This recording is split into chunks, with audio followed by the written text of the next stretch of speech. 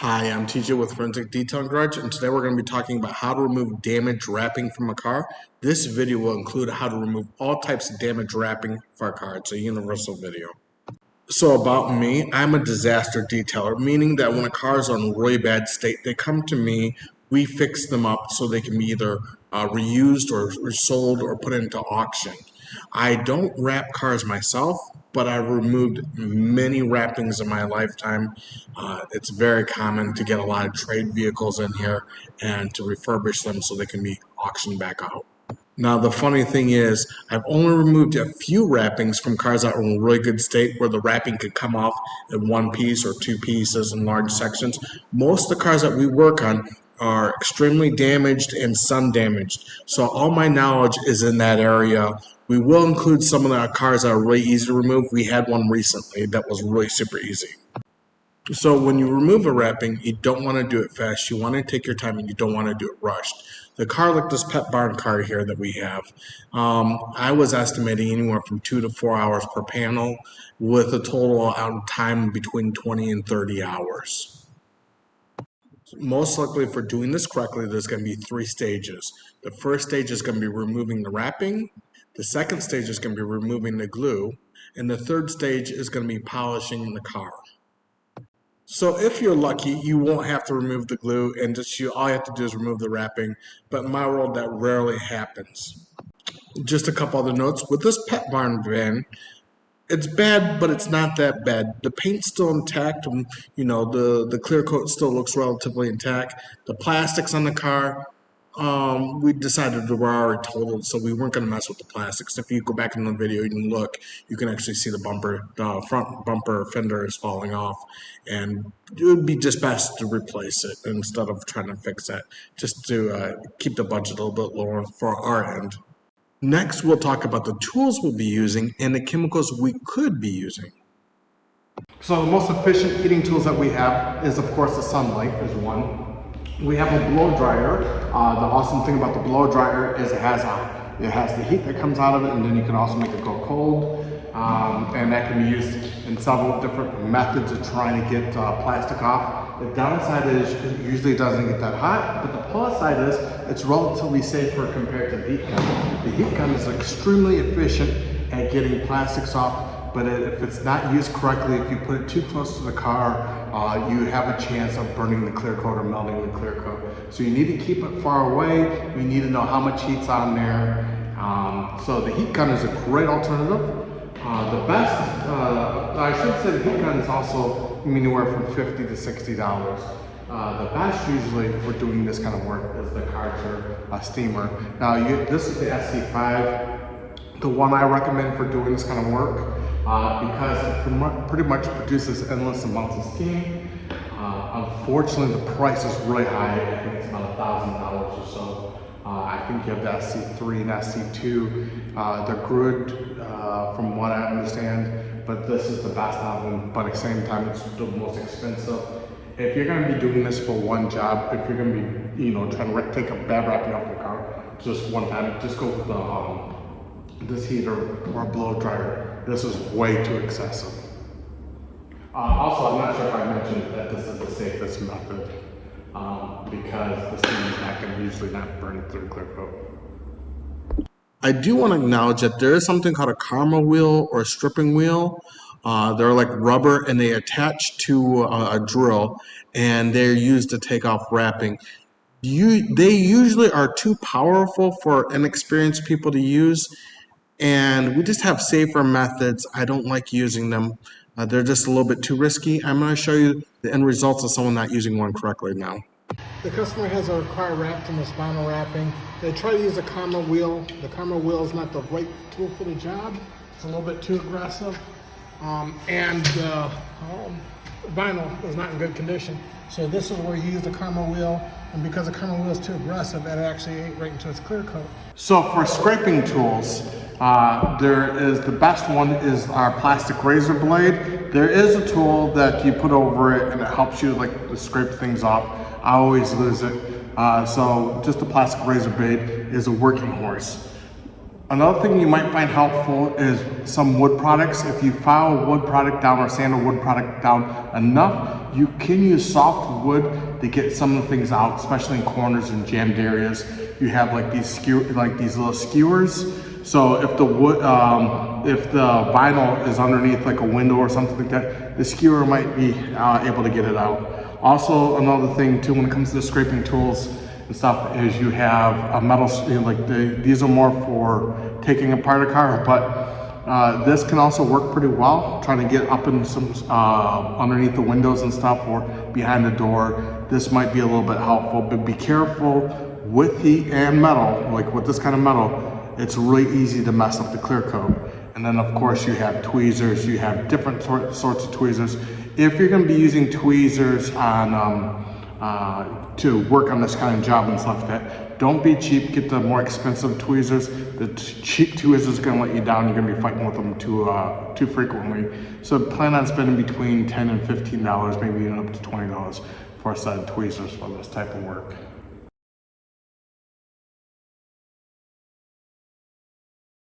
For cars that have wrappings this bad, most likely there's going to be some kind of adhesive left behind, and there might be actually a lot of adhesive.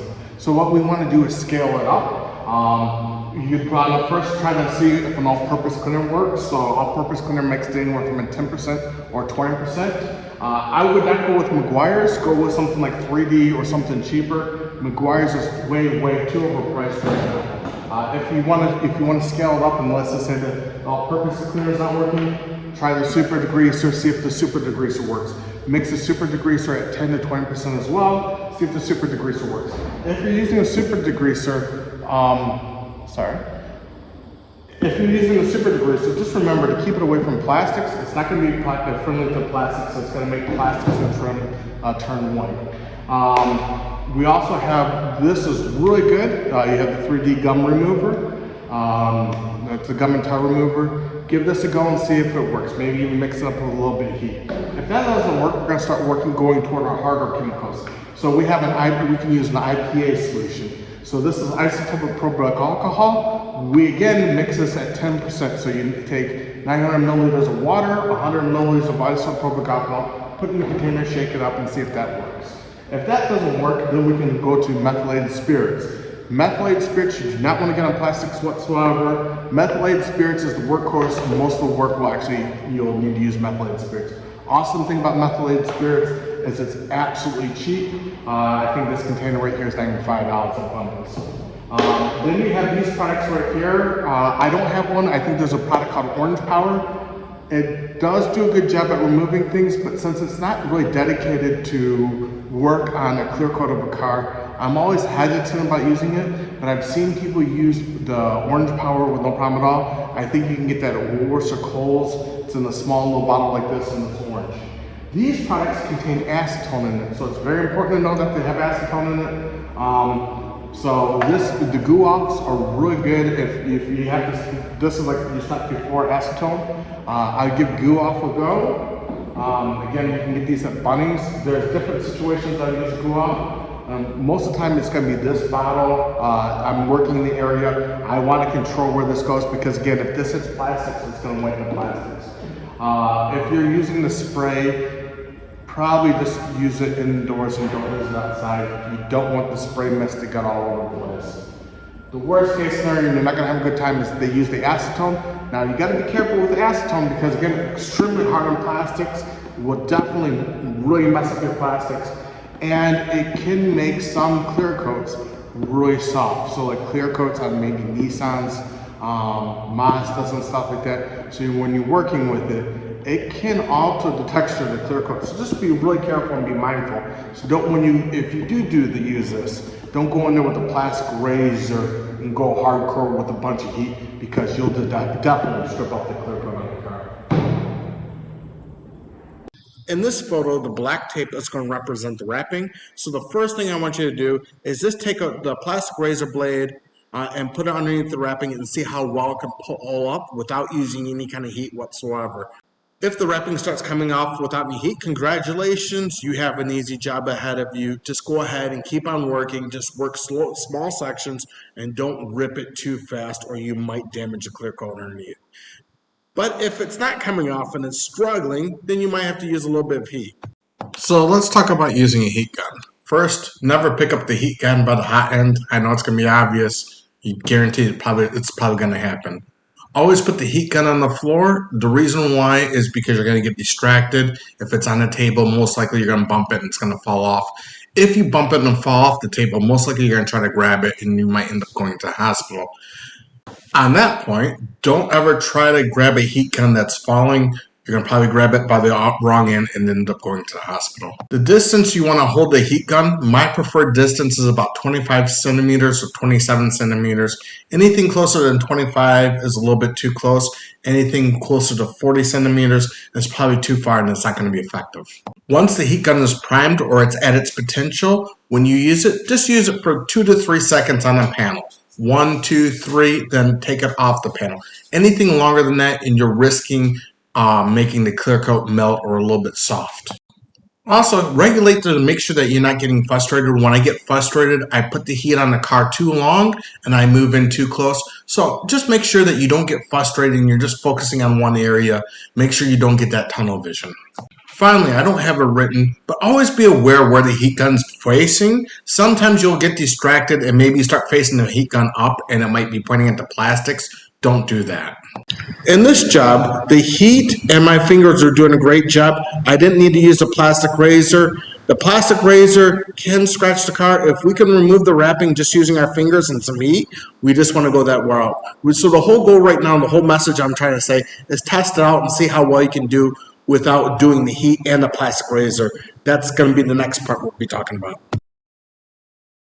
So let's talk about technique real quick. First, you need to do what works best for you. I just want to tell you that this technique, in my experience, can be a little bit dangerous, but it is really easy to do.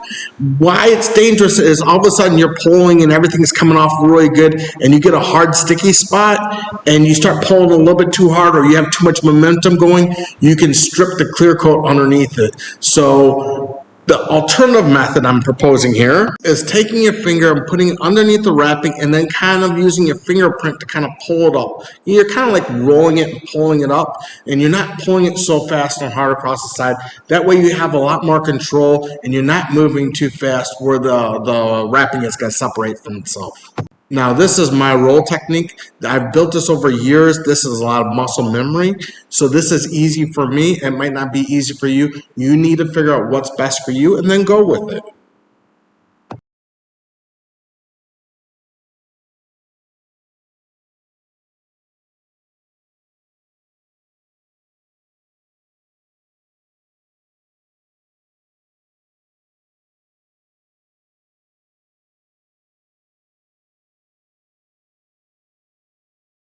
Little razor blade. So we have a little plastic razor blade. If you're going to use a little plastic razor blade and use a little bit of heat, just get underneath it. I'm sorry, I'm looking to the camera to do this. And just get underneath there. And pretty soon you'll get a big section like we did here. There we go. See that? And what you want to do is get a big section. You want to get your finger underneath it and then try to pull it up.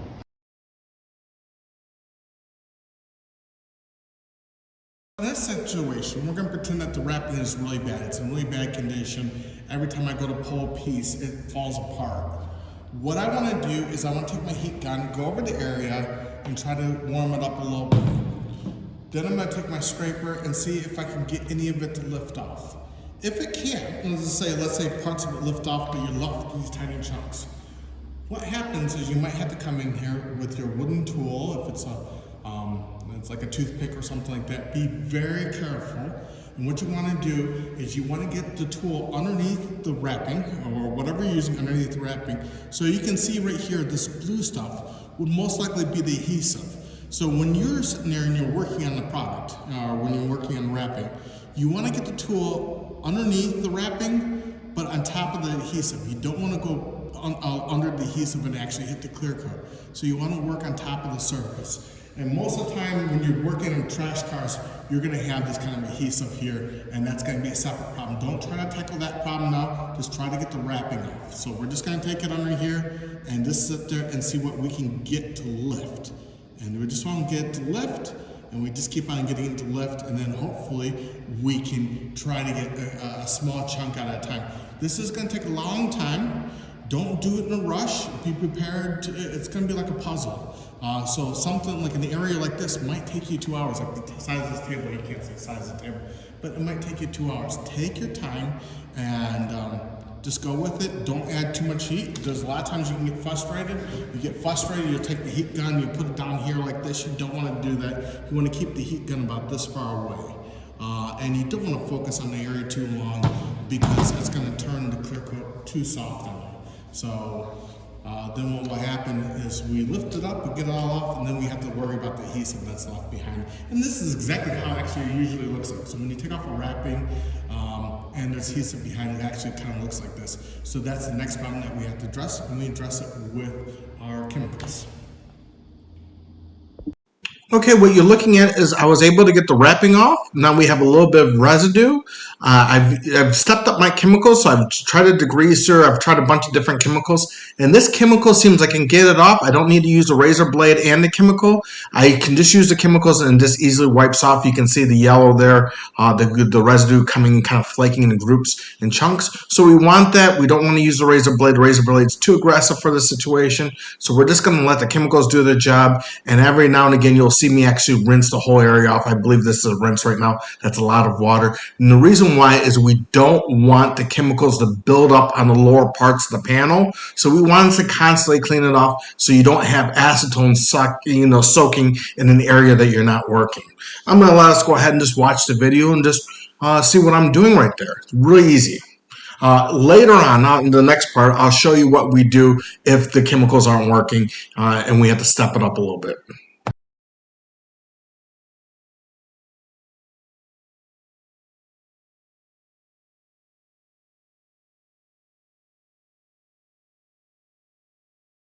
You might notice I'm not letting the goof off sit on the surface too long.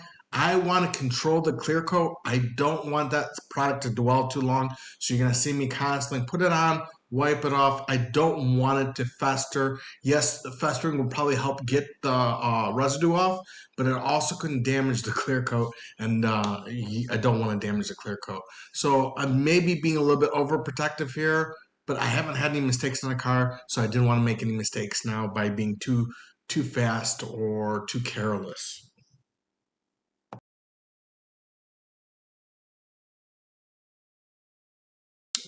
And just for time's sake, I'm just going to go ahead and speed this up. Hopefully you can see all the little detail things that are going on if you get anything out of it.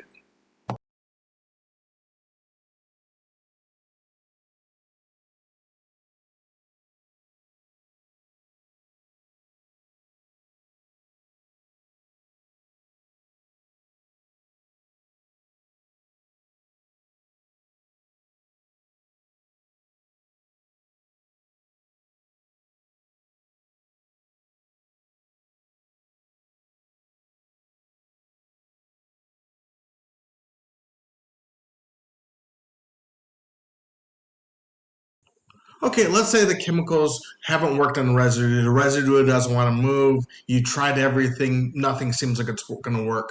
So what we're going to do now is we're going to combine some of the heat. We're going to combine some of the chemicals, and we're going to use a plastic razor blade. Now, know that this is going to be really dangerous, and we want to be very cautious. Like everything that we've done has been dangerous, but this is the most dangerous thing now. But we have the adhesive behind, and we need to get it off. Of course, we can use a little bit of heat, not a lot. You don't want to use a lot with methylated spirits because it is flammable. So you just want to maybe, at best, take the car maybe in some area where it has a little bit of heat and sunlight. You don't really want direct sunlight, just a little bit. And you always want to, really want to watch what you're doing here. Anyways, get some towels from Costco. That's where most details get our towels. It's called Kirkland's. They're super cheap. They're very efficient. And then, so you have the adhesive here. You're gonna spray your product on it, and you're just gonna take your blade or whatever and just start working it. I just want to say plastic blade only. I know that I have a real razor blade sitting there. That was just to help me cut the tape. Never use a real razor blade on the car. Don't use a metal razor blade, just a plastic razor blade. And just keep on working it and working it and working it. And then once you start getting it up like that, just wipe it off in your towel, keep on working it. And over time, again, nothing is going to be a quick fix. If I haven't said already, this will probably take, if it's a van, it's going to take 2 or 3 days to do. There's nothing quick about it. And then once you get the majority of residue off, you'll start coming in. There's a microfiber towel called a waffle weave towel, or you can just use a regular towel like this one and just use your IPA or whatever works best for you, and maybe a little bit of steam if you have a steamer, and just try to get it off. Just keep on rubbing.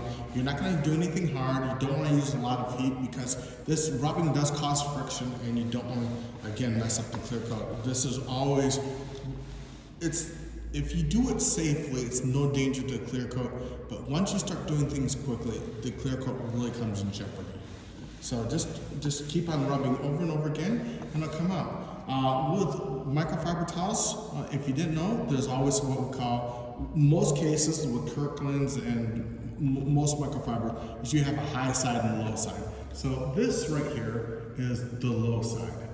This right here is the high side. When I'm working on a car and I want to get the adhesive off, most likely I'm going to use the low side to get the adhesive off. If I'm trying to get a wax off a car, and let's say we're waxing a car, that's when I'm most likely to use the high side.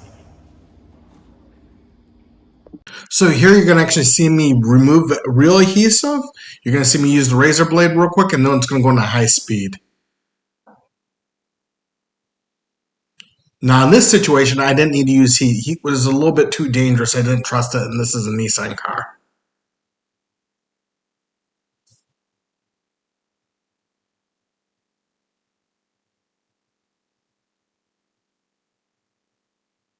I do think I polish it, but we'll talk about polishing a little bit later. We'll just let the whole video play through.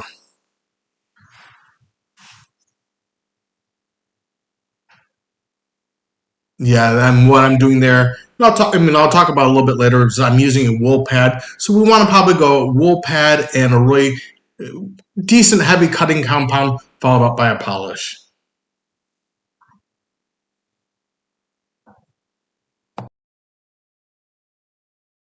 Here we have gotten the bulk of the work done, and so now we're just going around and getting those little minor pieces that are left, and getting the residue out. I've actually been debating about addressing this, but you'll notice that you can see the wrapping around the door handle of the car. You will actually have to take off the door handle to get to that area, to access that area. And sometimes the same with the windows. You'll have to take out the windowsill part to get to underneath the windows.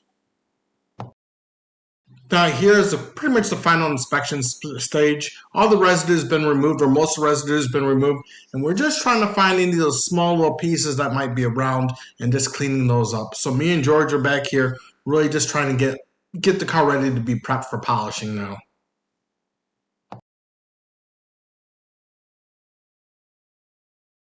So if you didn't know, most detailers charge polishing as an additional service. It's not usually included in the package, and if the customer is really cheap, they won't want the car to be polished. But if you can tell in this car that we actually have 2 shadows, which means they put a wrapping on top of a wrapping and never removed the other one. So this client wanted the car polished to make it basically look really nice, brand new and crisp. So we'll do the polishing, but I just wanted you to see it.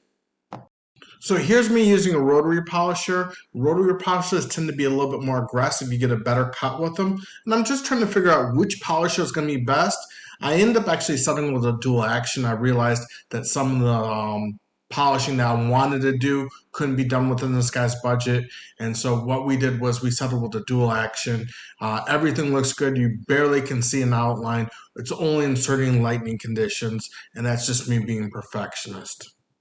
So this is just me cutting and polishing a car. We've all seen cutting and polishing before, so I just leave in high speed so you can just see what the end result's going to be.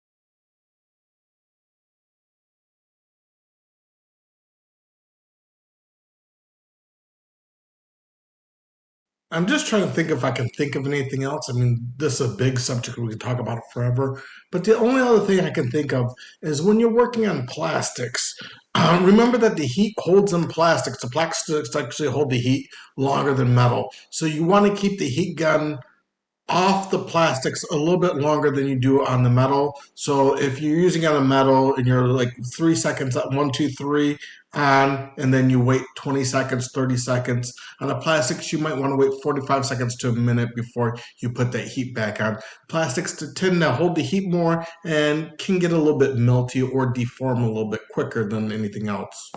Also, when you're doing this, think of the time and how much your time is worth versus spray painting the car. Sometimes the cars are really far gone, and it's just going to be easier and cheaper to actually respray and paint it.